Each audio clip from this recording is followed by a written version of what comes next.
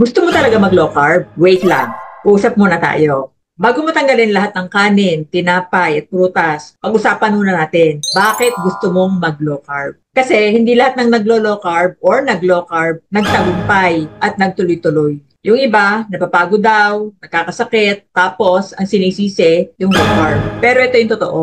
Kung tama ang dahilan at approach mo, low carb can heal your metabolism. Pakalmahin ang hormones mo, ibalik ang energy mo, at syempre, bawasan ang timbang mo. Kaya stay with me until the end. Kasi baka ito na yung reset na matagal nang kailangan ng katawan mo.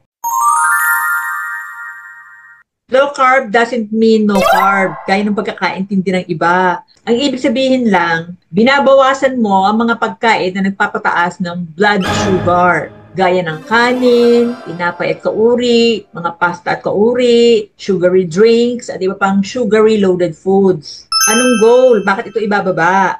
Kasi kapag mataas ang insulin level mo, ang katawan mo lagi nasa fat storage mode. Kaya tataba ka talaga. Kahit anong gawin mong ehersisyo, hindi ka papayat. And then, kapag naman naibaba mo yung insulin level, gawa ng low carb diet, ito naman yung time na pupunta ka sa fat burning mode plus healing mode. Kaya kung tama yung pagkakaintindi mo sa low carb, hindi lang siya diet. It's a healing protocol. Hindi para lang pumayat, kundi gumaling ka mula sa inflammation.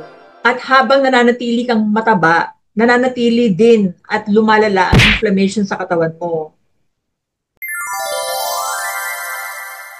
Pero ito yung problema at sasabihin ko sa inyo totoo. Marami ang sumasabak sa low carb nang walang sapat na kaalaman. Anong nangyayari? Hilo, irritable, constipated, nanghihina, may hinihimatay pa at sinugod sa ospital. Tapos sinasabi, ay, hindi effective, namura pa ng dugo. Ayun, si low carb, nagkakameron ng bad reputation. Hindi diet ang mali. Yung taong gumagawa ng diet ang mali. Isa-isahin natin ang ilan sa common mistakes sa low carb. Biglang zero rice agad. Nasyak ang katawan mo dahil syempre hinahanap niya si kanin at si tinapay. Tandaan po, yung katawan mo sanay sa glucose tulad ng kanin. Bago mo tanggalin, bigyan mo muna siya ng time na mag-adjust. Paano to gawin? Panoorin niyo po yung video ko, may nagawa na ako diyan kung paano magtanggal ng kanin ng dahan-dahan at ng tama. And then common mistake number 2, takot sa asin at taba. Low carb ka nga, tapos takot ka sa asin at taba.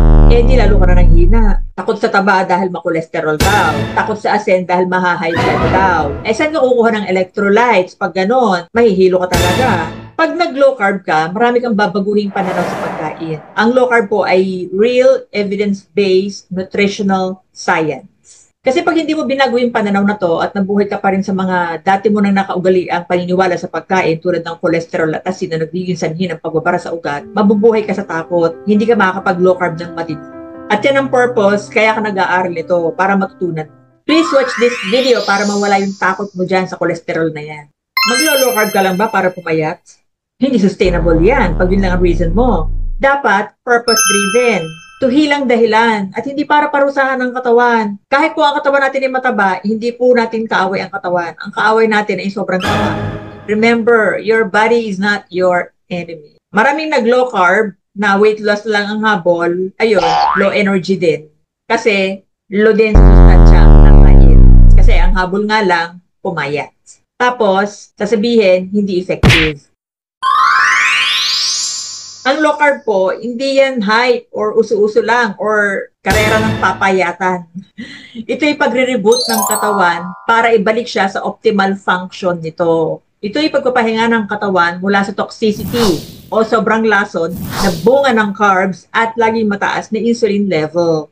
Kapag ginawa mo ito ng tama, nakakatulong ito sa weight loss, hormonal balance, mental clarity, less inflammation tulad ng high uric, high blood, fatty liver, at marami pa. And mas stable ang energy mo, hindi yung lalambot-lambot. Ginawa ng Diyos ang katawan natin na may kakayahang magpagaling at ibalik sa dati. Hindi mo kailangan ng mga pills or mga tea at kung ano pang produkto na ina-advertise sa social media na nangangako ng short-term results. Tapos ang mamahal pa.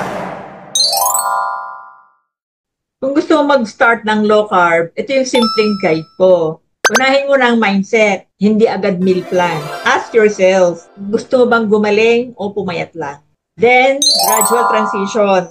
Bawasan mo lang muna ang kanin, sugary drinks, at mga junk carbs sa unang linggo. Stay hydrated at huwag matakot sa asin. Marami ang nalulunod sa tubig, pero kulang naman sa electrolytes. Ulitin ko, huwag matakot sa asin. Eat clean, not dirty low carb. Kumain ng whole foods na pasok sa low carb. Hindi yung mga tinatawag lang na keto-friendly daw na foods na makikita mo online. And listen to your body.